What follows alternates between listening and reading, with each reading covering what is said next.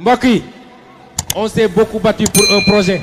te projet boobu mooy sauver le Sénégal ay at juróom-ñeenti at ñuy xeex joxuñu nit xaalis. yéen ñi safoo di seetaan li taalibe Sonko TV dalati leen ak jàmm ci xibaar mu mel ni nag Ousmane Sonko nag ginnaaw ba mu amee rek 3 jours fi nga xam si ne moo di ca prison bu si bu xutaan moom nag ki nga xam se nag moom moo di Ousmane Sonko daal dafa amal rek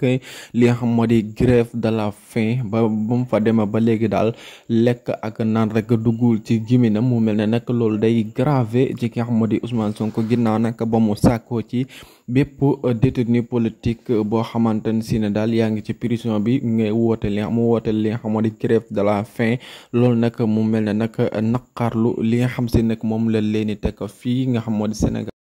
mbokk yi on s'est beaucoup battu pour un projet